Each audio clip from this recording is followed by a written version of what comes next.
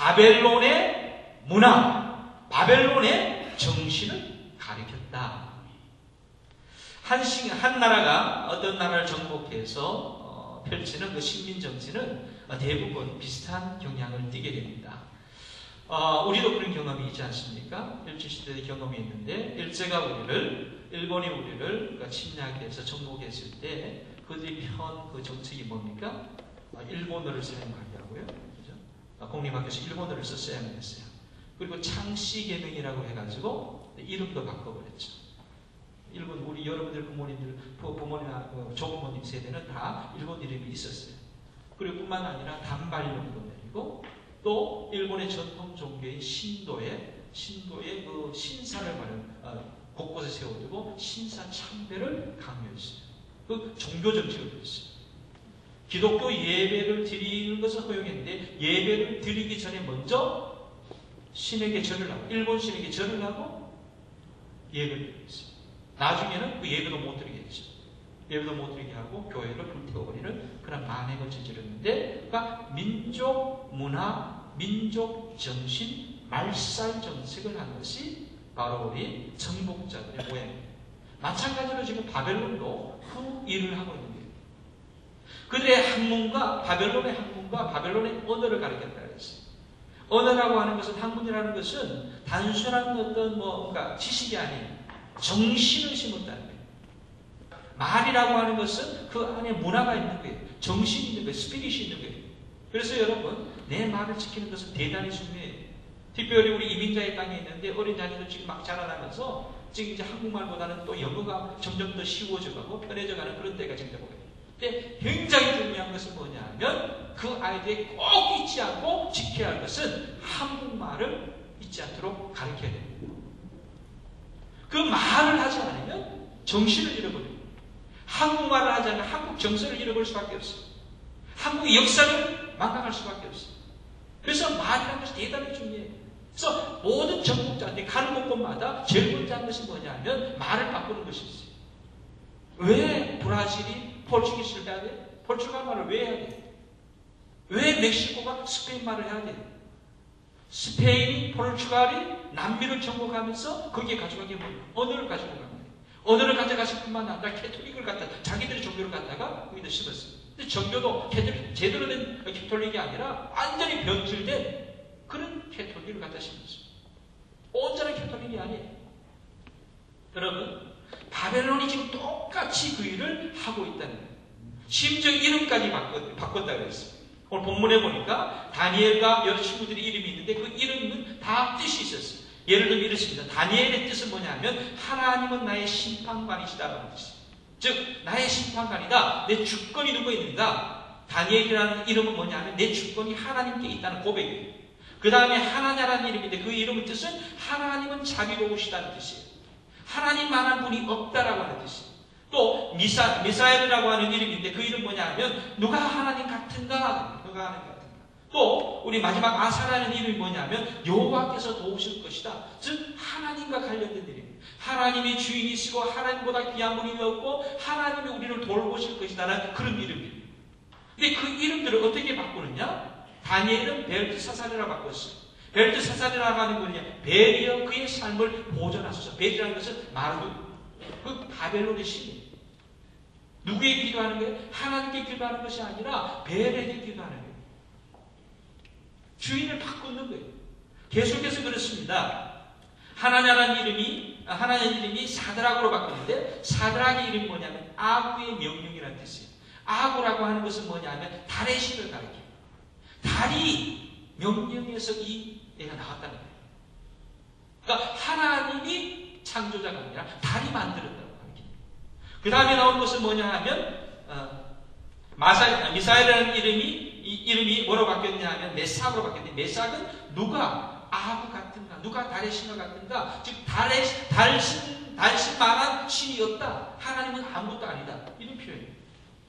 마지막으로 나오는 것이 뭐냐면 아벤누고인데 아사라를 아벤누고로 바꿨는데 아벤누고의 뜻은 뭐냐면 느보의 종이다. 느보는 누구냐? 벨, 마르둑의 아들이 느보예요. 그의 이방 우상의 종일 뿐이다. 완전히 바꿔버려요.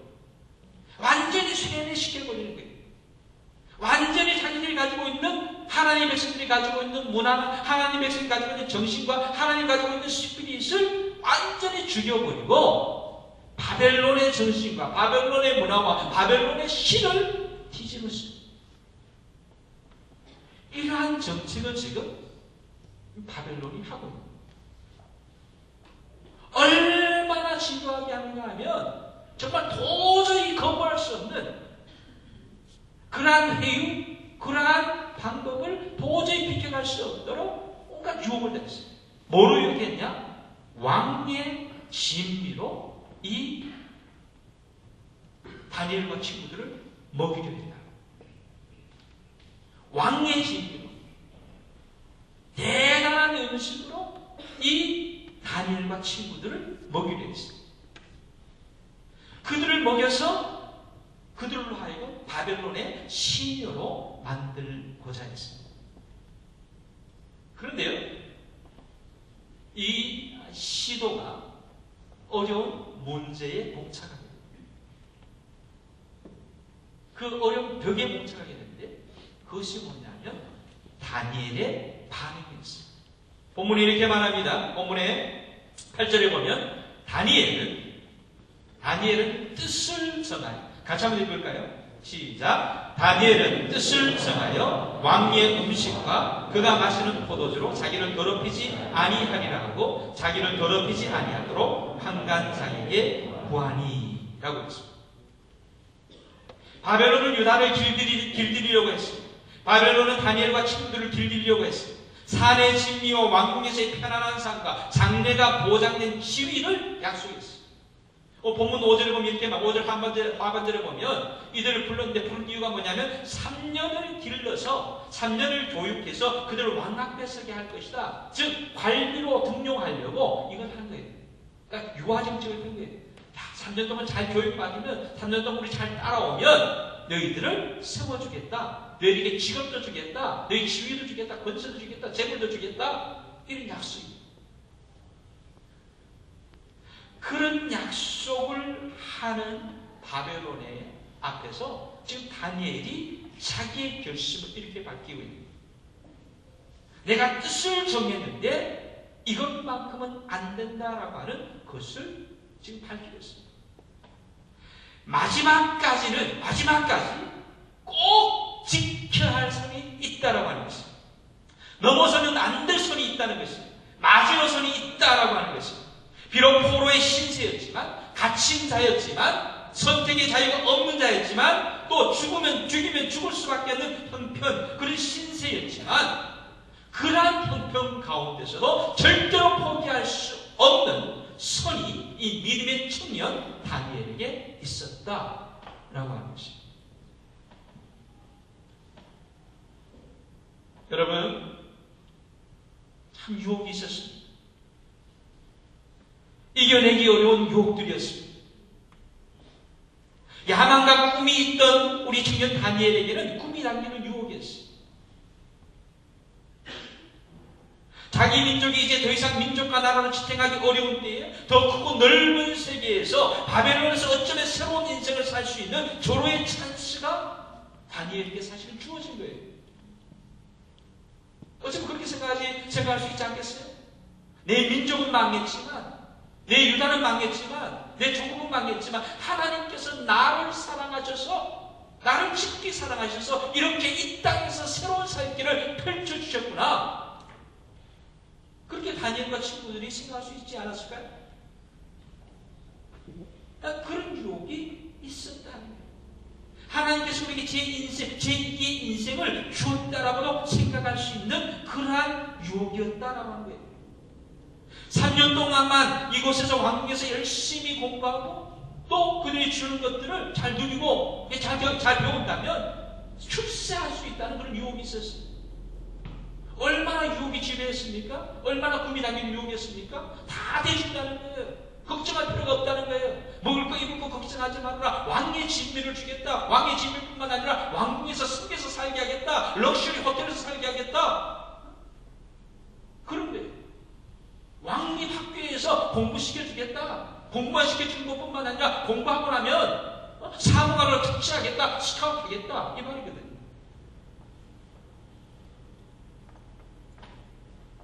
여러분 어떻겠어요?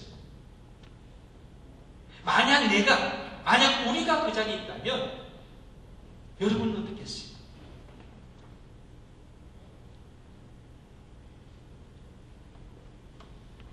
다니엘은 겨우 14살을 전후한 청소년이었어요. 신학자들 분석에 하면 그때 나이가 14살 정도래요. 다니엘의 나이. 당시로 봐서 지금보다는 더 조숙한 그러한 세대라고 한다면 많아봤자 사실은 우리가 별다를 바 없는 20대 초반이나 중반? 많으시면 30? 그 정도밖에 안 되는 다니엘이었습니다. 다니엘에게 이런 요구예요.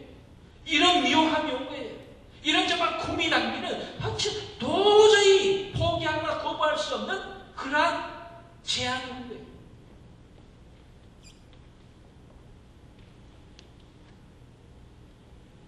그런데 여기에서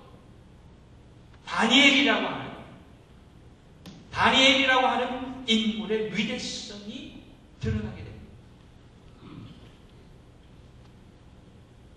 다니엘이 위대한 까닭은요, 첫 번째, 다니엘에게는 무엇이 옳고 그른지를 볼 수 있는 영적인 안목이 있었다는 것입니다. 여러분,